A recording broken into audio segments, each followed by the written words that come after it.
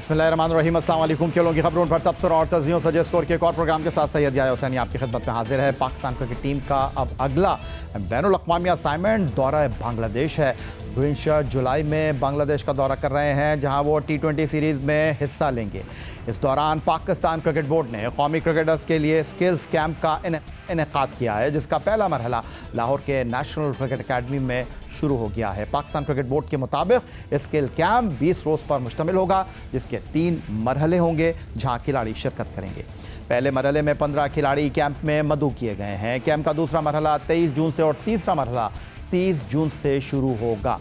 NCA में पहले मरहले के कैंप में शरीक 15 खिलाड़ियों में अबरार अहमद, अहमद दानियाल, बाबर आजम, हसन नवाज, माज सदाकत, मोहम्मद अब्बास आफरीदी, आमिर जमाल, मोहम्मद हारिस, मोहम्मद नवाज, मोहम्मद रिजवान, नसीम शाह, साहबजादा फरहान, साइम अयूब, सलमान मिर्ज़ा, सुफियान मुकीम शामिल हैं। पाकिस्तान क्रिकेट बोर्ड का कहना है कि दूसरे और तीसरे मरहले के खिलाड़ियों के नामों का ऐलान बाद में किया जाएगा। ये camp director high performance centre Aqib Javed की ज़ेर निगरानी जारी है, जिसमें खिलाड़ियों के फिटनेस में इजाफा करने और खेल के दीगर पहलुओं पर तवज्जो दी जा रही है। पाकिस्तान क्रिकेट बोर्ड के तहत 47 खिलाड़ियों पर मुश्तमिल स्किल्स कैंप के पहले मरहले का आगाज़ हो चुका है, जिसमें 15 खिलाड़ी director high performance centre Aqib Javed की ज़ेर निगरानी कैंप में शिरकत कर रहे हैं। लाहौर से वीडियो लिंक पर हमारे साथ मौजूद हैं जियो न्यूज़ के नुमाइंदे सोहेल इमरान। सोहेल, 20 रोज़ पर मुश्तमिल स्किल्स डेवलपमेंट कैंप में 47 खिलाड़ियों ने हिस्सा लेना है, लेकिन अभी सिर्फ पाकिस्तान क्रिकेट बोर्ड ने पहले मरहले में 15 खिलाड़ियों के नामों का ऐलान किया है। इसकी कोई ख़ास वजह, क्या सीनियर्स और जूनियर की सतह पर इन खिलाड़ियों को तकसीम किया जा रहा है, और स्किल्स डेवलपमेंट कैंप से बोर्ड हासिल क्या करना चाहता है पाकिस्तान क्रिकेट बोर्ड? और ये भी बताइएगा कि क्या क्या सरगर्मियाँ रखी गई हैं इस दौरान।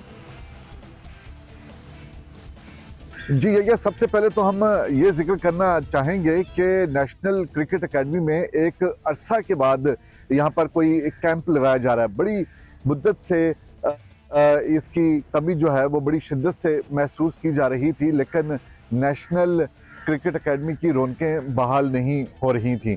अब जबकि director high performance Aqib Javed आए हैं और उन्हें आते सार ही ये कैंप जो है यहाँ पर नेशनल क्रिकेट अकेडमी में शुरू किया है, जिस तरह के नाम से ही जाहिर हो रहा है कि NCA स्किल्स डेवलपमेंट कैंप। और इस कैंप का मकसद सिर्फ और सिर्फ ये है कि खिलाड़ियों की जो महारत है, जो उनके मुतलका शोबे हैं, उनके अंदर अगर कोई कमी है तो उसके ऊपर काम किया जाए। इससे पहले 3 रोज़ का एक कैंप लगाया गया था और वो असेसमेंट कैंप था, और उसका बाकायदा तौर पर ऐलान तो नहीं किया गया था, लेकिन असेसमेंट कैंप था यहाँ पर LCCA ग्राउंड में लगाया गया था, और उसमें 3 रोज़ जारी रहा था ईद से पहले, और उसमें तमाम सरकर्दा खिलाड़ी शामिल थे। और इनमें वो खिलाड़ी शामिल थे जिन्होंने हाल ही में बांग्लादेश के खिलाफ T20 सीरीज़ में हिस्सा लिया था, वो शामिल नहीं थे। मास्टर 1-2 खिलाड़ियों के उनकी असेसमेंट की गई थी, उनको उनके टास्क दिए गए थे, उनके फ्यूचर प्लान के बारे में बताया गया था, और ये सब कुछ जो मॉनिटर किया था ये हेड कोच माइक हैसन ने किया था। अब ये डिज़ाइन किया गया है कैंप, ये भी माइक हैसन और आकिब जावेद दोनों ने मिलकर इसको डिज़ाइन किया है। 3 मरहले होंगे और मजबूरी तौर पर 47 खिलाड़ी हैं, और इसका मकसद सिर्फ और सिर्फ ये है कि बेंच स्ट्रेंथ जो है उसको मजबूत किया जाए। खिलाड़ियों की अगर कहीं पर कोई कमी कोताही रह गई है उसके ऊपर काम किया जाए, ताकि तीनों फॉर्मेट में जब भी कभी किसी खिलाड़ी की ज़रूरत पड़े तो बिल्कुल कोई डाटा की तरफ ना जाना पड़े, बल्कि उसमें से आपके पास खिलाड़ी हों और उनकी फहरिस्त जो है वो नेशनल क्रिकेट अकेडमी के हाई परफॉर्मेंस के शोबे के पास हो, तो वहाँ से वो अल्टरनेट या मुतबादल सब्स्टिट्यूट खिलाड़ी लिए जा सके। जहाँ तक ये तीनों कैंप्स जो लगने हैं, पहला मरहला शुरू हो चुका हुआ है नेशनल क्रिकेट अकेडमी में और LCCA में। इसके बाद दूसरा मरहला 23 जून से और तीसरा मरहला 30 जून से शुरू होगा। इसमें कोई फ़र्क नहीं रखा गया। इसमें जिस तरह के सीनियर खिलाड़ी मोहम्मद रिजवान और बाबर आजम शामिल हैं, इसी तरह इस ग्रुप में ऐसे खिलाड़ी भी हैं जिन्होंने भी इंटरनेशनल क्रिकेट नहीं खेली, PSL ज़रूर खेली हुई है। इसी तरह मिक्स जो है वो एक बेंच जो है वो तैयार किया जा रहा है। हर ग्रुप में सीनियर भी होंगे, जूनियर भी होंगे और ऐसे खिलाड़ी भी होंगे जिन्होंने अभी तक इंटरनेशनल क्रिकेट नहीं खेली। तो मेरे ख्याल में जो एक हाई परफॉर्मेंस शोबे ने फैसला किया है स्किल कैंप लगाने का, इसका आने वाले दिनों में बड़ा फ़ायदा होगा। जैसा आकिब जावेद बोलते हैं कि अगले 6 माह जो हैं वो नताइज आने में लगेंगे। जी ये थे जियो न्यूज़ के नुमाइंदे सुहेल इमरान। बात कर लेते हैं पाकिस्तानी फास्ट बॉलर मोहम्मद अब्बास की। मोहम्मद अब्बास को इस साल काउंटी चैंपियनशिप नॉटिंघमशायर की नुमाइंदगी का मौका मिला है। वो इंग्लिश काउंटी में कामयाब बॉलर तस्वुर किए जाते हैं, लेकिन उन्हें शिकवा है कि पाकिस्तान टीम में मुतवातिर मौक़े मिल नहीं रहे। काउंटी क्रिकेट के दूसरे मरहले के लिए इंग्लैंड रवानगी से पहले गुफ्तगू करते हुए टेस्ट फास्ट बॉलर बोले, आदाद व शुमार देखे बगैर इनके बारे में राय कायम कर ली जाती है। कहा जाता है कि वो इंग्लैंड में परफॉर्म करते हैं, कायद-ए-आज़म ट्रॉफ़ी तो पाकिस्तान में होती है, वही देख लें। उन्हें ज़्यादा टेस्ट मैचेस खेलने का मौका मिलना चाहिए था। मैं सोच रहा था पहले कि जो है ना ऐसे कुछ ऑफर्स आ रही हैं, क्योंकि जब हैम्पशायर को लीव किया तो पहले कुछ अप्रैल मई की, उसके बाद फिर जून जुलाई की, कुछ फिर इन्होंने फिर मई और सितंबर की। लेकिन उसी में अल्लाह की बेहतरी थी, जैसे कि बहन भाई दोनों मेरे इंतकाल कर गए तो थोड़ा सा अच्छा हो गया, टाइम फैमिली के साथ स्पेंड कर लिया। फैमिली को नीड्स होती है पेरेंट्स को, तो एक हार्ड टाइम था, लेकिन अल्लाह का शुक्र आहिस्ता आहिस्ता उससे निकल रहे हैं। एक नई जगह पे 4 सालों के बाद इतना इजी नहीं होता, लेकिन बड़ा अच्छा एनवायरनमेंट है नॉटिंघम का भी। कायद-ए-आज़म ट्रॉफी पाकिस्तान में ही होती है, दुनिया में तो नहीं होती। और 2014 से लेके अभी तक जो कायद-ए-आज़म ट्रॉफी के मैचेस में खेला हूँ, उसमें मेरी सिर्फ 16 की एवरेज है, 16 की, जो कि बेस्ट एवरेज इन पाकिस्तान है।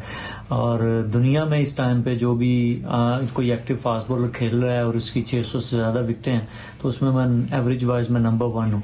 और जैसे हमारे लेजेंड्स गुजरे हैं, वसीम भाई हैं, वकार भाई हैं, इमरान भाई हैं, और बड़े बड़े अच्छे फास्ट बॉलर्स गुजरे हैं, तो उनके पास मेरी विकेटें हो गई हैं। 800 के पास मेरी फर्स्ट क्लास की, और 10 विकेट्स देखें तो मैं तीसरे नंबर पे हूँ। 5 विकेट्स हॉल देखें तो उसमें मैं नंबर 4 पे हूँ। और ये चीज़ें मुझे मोटिवेट करती हैं और मैं अपना हार्डवर्क करता रहूँगा। जो भी भाई ये बात करते हैं, बिल्कुल अपना होमवर्क करें तो उनको ज़्यादा बेहतर पता चल जाएगा। आईसीसी से रिक्वेस्ट भी है, पहले भी कर चुका हूँ, कि पाकिस्तान की टीम को क्यों नहीं टेस्ट क्रिकेट ज़्यादा मिलती, क्योंकि जैसे जैसे हम ज़्यादा टेस्ट क्रिकेट खेलेंगे हमारी वाइट बॉल क्रिकेट भी इम्प्रूव होगी। और डोमेस्टिक क्रिकेट को मैं स्पेशली रिक्वेस्ट करूँगा पीसीबी से कि 4 डे क्रिकेट पर जितनी तवज्जो दी जाए उतनी कम है। एज ए ह्यूमन बीइंग मेरे माइंड में चीज़ें बिल्कुल आती हैं कि यार जितने आपकी परफॉर्मेंसेस हैं में भी आपको जो है ना वो कुछ और थोड़े और जो है ना टेस्ट क्रिकेट पाकिस्तान के लिए खेलने को मिलनी चाहिए थी। एज ए ह्यूमन बीइंग बिल्कुल आती हैं चीज़ें, नेगेटिव थॉट्स आती हैं। लेकिन एक टाइम आया कि मैंने जब दुनिया के जो टॉप के बॉलर्स हैं उनके स्टैट्स ओपन किए और फिर अपने किए और अपने आप को झंझोड़ा कि अल्लाह ताला ने आपको क्या किस चीज़ से नवाजा हुआ है, और उस पर फिर मैंने अल्लाह का शुक्र अदा किया और अपनी हार्ड वर्क को जारी रखा। ये थे जनाब test fast bowler Mohammad Abbas. एक जानिब लाहौर में स्किल्स डेवलपमेंट कैंप का इनेकाद किया है पाकिस्तान क्रिकेट बोर्ड ने खिलाड़ियों के लिए। दूसरी जानिब पंजाब में समर गेम्स का इनेकाद हो रहा है और पाकिस्तान हॉकी टीम इस वक्त मलेशिया में मौजूद है नेशंस कप हॉकी टूर्नामेंट खेलने के लिए। मज़ीद गुफ्तगू एक ब्रेक के बाद।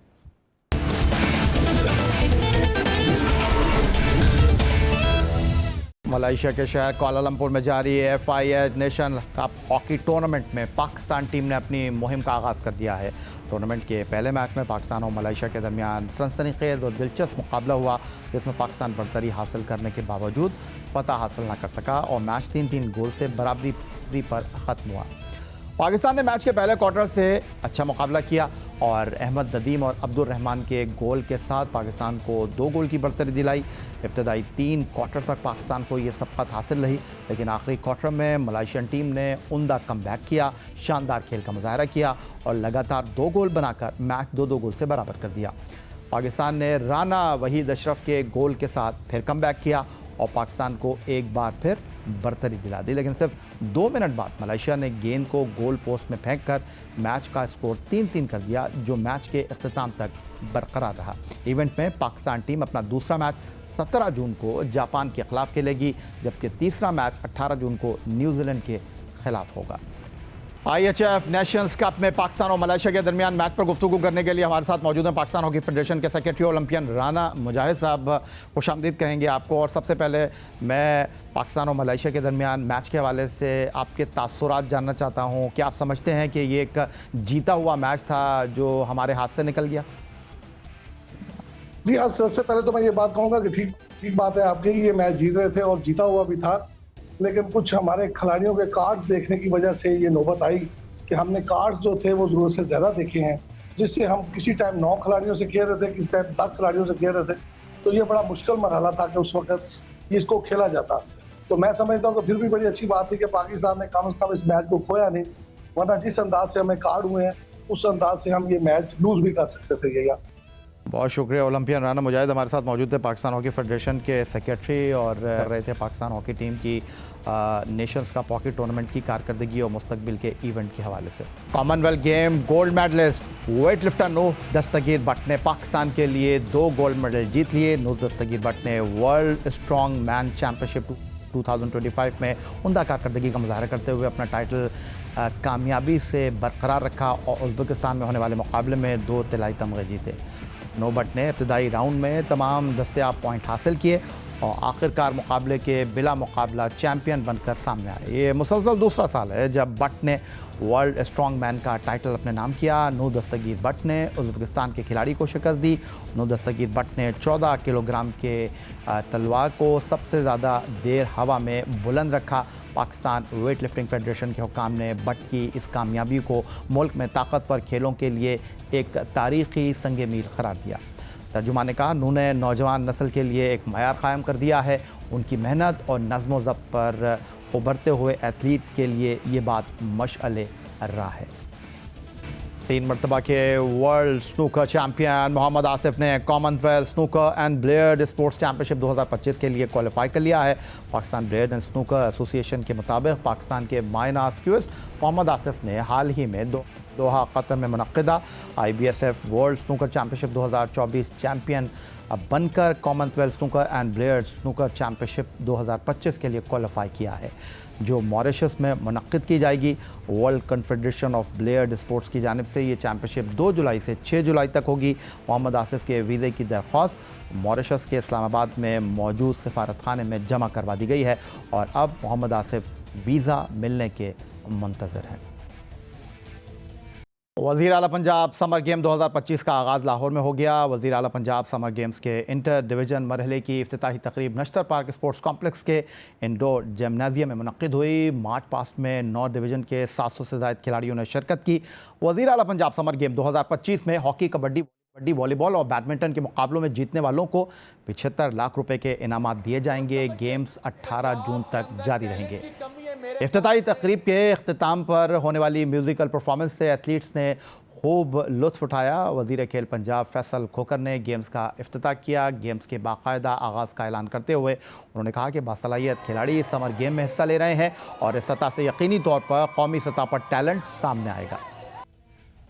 वज़ीर आला पंजाब समर गेम 2025 में एक जानिब तो खेलों का बाकायदा आगाज़ हो गया, लेकिन इवेंट के आगाज़ के बाद खिलाड़ियों को मिलने वाली नाक़िस सहूलियात की खबरें भी सामने आईं।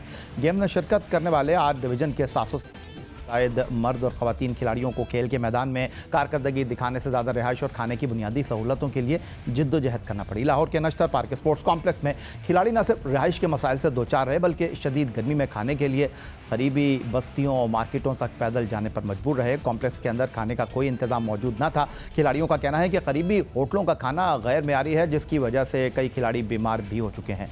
लड़कियां ग्रुप्स में सड़कें अबूर करके लिबर्टी मार्केट का रुख करती रहीं।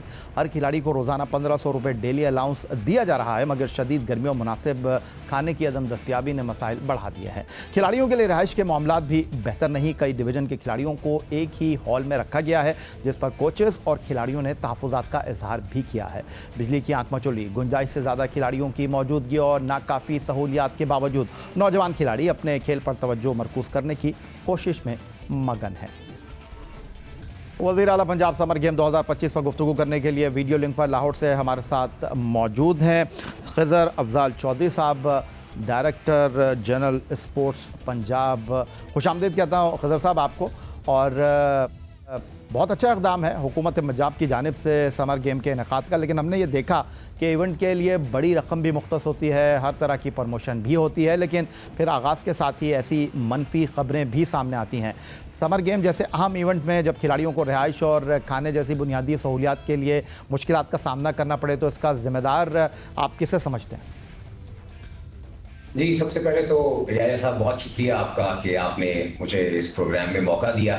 और जो कुछ नेगेटिविटी इस खेलों के इनेकाद के बारे में थी उसको हमें क्लैरिफाई करने का मौका दिया, तो जी बहुत शुक्रिया। सर, जहाँ तक समर गेम्स का ताल्लुक है तो मैं थोड़ा सा इसका बैकग्राउंड बताना चाहूँगा। हमने इन समर गेम्स को 3 हिस्सों में मुनक्कद करवाया है। 155 जो पंजाब की तहसीलें हैं वहाँ पे इनका आगाज़ हुआ ट्रायल्स की सूरत में। 10,000 के करीब एथलीट्स ने इन ट्रायल्स में शिरकत की। डिसिप्लिन जैसे आप ऑलरेडी 4 बता चुके हैं कि kabaddi, volleyball, hockey and badminton. 10,000 के करीब एथलीट्स जो हैं उन्होंने पूरे पंजाब में हर तहसील में ट्रायल्स में हिस्सा लिया, जिसके बाद ज़िलाई लेवल की टीमें तश्कील दी गई। हमने उन टीमों की तश्कील में ट्रांसपेरेंसी को इंश्योर करने के लिए ना सिर्फ वहाँ की लोकल जो एसोसिएशन हैं स्पोर्ट्स की, उनके नुमाइंदों को शामिल किया था, उसके साथ साथ वहाँ पे अगर कोई प्रोमिनेंट प्लेयर मौजूद है उन खेलों का, वो शामिल थे, और हमारे अफसरान जो हैं स्पोर्ट्स के महकमे के, उन्होंने ये टीमें तश्कील दी जो फिर डिवीजन लेवल पे आके जिन्होंने मुकाबला जात में हिस्सा लिया। वहाँ पे जो टीमें जीती वो हमारे पास 12 जून को लाहौर में इंटर डिवीजनल मुकाबलों के लिए आए। जहां तक सहूलियात का ताल्लुक है तो यार साहब, आपको अंदाजा है कि सबसे इम्पोर्टेंट चीज, अगर गर्मियों में कोई चीज हम प्लेयरों की वेलफेयर के लिए कर सकते हैं तो वो ये है कि उनका जो स्टे है एटलीस्ट वो ऐसा हो कि जहां पे वो इत्मीनान से सो सकें, कमरा ठंडा हो, एटलीस्ट गर्मी के मसाइल ना हो। आप जानते हैं कि 702 ऐसी तादाद है जिसमें खवातीन भी हैं, मर्द भी हैं। तो हमने जो हमारे पास फैसिलिटीज हैं उनको बेहतरीन तरीके से बुरुएकाल लाते हुए 100% ना सिर्फ प्लेयर्स को बल्कि उनके कोचेस, मैनेजर्स, जो टेक्निकल ऑफिशियल्स हमारे पास आए हुए हैं, everybody was made to stay in air condition facility. जहां तक खाने का ताल्लुक है तो यार साहब, आप स्पोर्ट्स को मुझसे बहुत बेहतर जानते हैं। हमेशा से जो एक सिलसिला रहा है प्लेयर्स के साथ, जब भी इंटरेक्ट करता है कोई भी ऑर्गेनाइजेशन, तो वो 2 सूरतों में उनको जो है वो या तो खाने की सूरत में या फिर उनको पर टाइम दिया जाता है। तो हमने पर टाइम देने का जो बेसिक मकसद है वो ये कि इसमें कबड्डी के प्लेयर्स भी हैं, इसमें बैडमिंटन के प्लेयर्स भी हैं, इसमें लड़कियां भी हैं, इसमें लड़के भी हैं। सो हर प्लेयर की एक डिफरेंट चॉइस है खाने की। तो हमारे लिए जो सबसे सेम डिसीजन जो हम कर सकते थे, considering different dietary habits, different backgrounds, उनकी बिल्ड, उनकी जो भी उनकी प्रायोरिटीज हो सकती हैं, सो हमारे नजदीक जो सबसे अच्छा एक वे आउट था वो ये था कि इंस्टेड मैं एक वक्त में तमाम प्लेयर्स को एक ही तरह का खाना खिलाऊं। हो सकता है किसी की शिकायत हो कि हमने ये नहीं खाना और इस तरह, तो सबसे कन्वीनियंट ये था कि हम उनको पर टाइम दें, उसके बाद फिर उनकी अपनी मंशा है कि वो जो खाना चाहे। तो खज़र अफजाल चौधरी साहब, बात आपने बहुत तफसील के साथ जवाब दिया। फिर सूरत हाल ये है कि आपने जो प्लानिंग की इन गेम्स के हवाले से, कुछ कोचेज़ और खिलाड़ियों ने ये भी शिकायत की कि कई डिवीज़न के अफराद को एक ही हॉल में रखा गया, जिससे न सिर्फ आराम में खलल पड़ा बल्कि कारकर्दगी भी मुतासिर हुई। आपने मनसूबाबंदी की बात की, आपने कहा कि उनको पर डे 1500 अलाउंस इसलिए दिया गया ताकि वो अपनी मर्ज़ी और मंशा के हिसाब से खाना खा सकें, और फिर शिकायत भी उन्हीं की तरफ से आई और फिर आपने इसका इदराक किया और वज़ीर खेल पंजाब को मैदान में आना पड़ा, और फिर इस तरह की जो ख़बरें आई उसको आपने जो कह सकते हैं कि उसका हल निकालने की कोशिश की। तो इसके बाद अब आप क्या कहेंगे? देखिए, मैंने जैसे पहले गुजारिश की कि बहुत सारे जो फैक्टर्स हैं वो कंसिडर किए जाते हैं जब भी प्लेयर्स को एक जगह पे स्टे दिया जाता है। इसमें कोई शक नहीं है कि खाना भी जो है वो प्लेयर्स की एक प्रायोरिटी तो है ऑफ कोर्स, मगर मैंने जैसे पहले गुजारिश की कि हमने उनको ये अब से पहले भी बहुत दफा हम जब भी प्लेयर्स को यहाँ पे बुलाते हैं तो इस तरह का ही सिचुएशन होती है। उसमें तमाम जो हमारे ऑफिसर्स, जिसके अंदर डिवीजनल अफसरान, उनके कोचेस, मैनेजर्स, वो ऑन बोर्ड होते हैं। देखिए, अनफॉर्चुनेटली जो एक साइड जिसको हम at times dark side of affairs होती है वो हम डिस्कस करते हैं, बिकॉज उसमें शायद उसका एक ओवरऑल ये होता है कि इम्पैक्ट ज्यादा आ जाता है कि जी कुछ ऐसी चीज, मिसमैनेजमेंट समथिंग।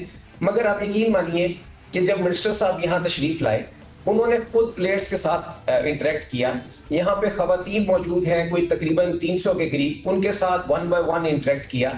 आप यकीन कीजिए कि majority of the athletes, majority of our female athletes जो राजनपुर से लेके अटक के मुख्तलिफ इलाकों से आए हुए हैं, दे वर मोर देन हैप्पी जो हमारी फैसिलिटीज हैं।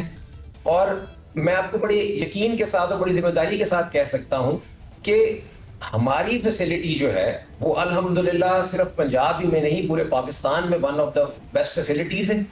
बहुत शुक्रिया आपका खिज़र अफजाल चौधरी साहब, डायरेक्टर जनरल स्पोर्ट्स पंजाब, हमारे साथ गुफ्तगू करने के लिए। 25th समर गेम्स के हवाले से आप गुफ्तगू कर रहे थे और इन गेम्स के हवाले से जो ख़बरें सामने आई और आपने अपना मौक़िफ़ दिया, बहुत शुक्रिया हमें वीडियो लिंक पर ज्वाइन करने के लिए लाहौर से। यही था आज का हमारा प्रोग्राम। एक्स अकाउंट पर आप हमें फॉलो कर सकते हैं, ईमेल कर सकते हैं, अपनी राय से आगाह कर सकते हैं score@geo.tv पर। इस दुआ, इस उम्मीद, इस तवक्को के साथ कि पाकिस्तान में खेल और खिलाड़ी तरक्की करते रहें, सैयद याह्या हुसैनी को स्कोर की पूरी टीम के साथ अगले प्रोग्राम तक के लिए इजाज़त दीजिए। अल्लाह हाफ़िज़।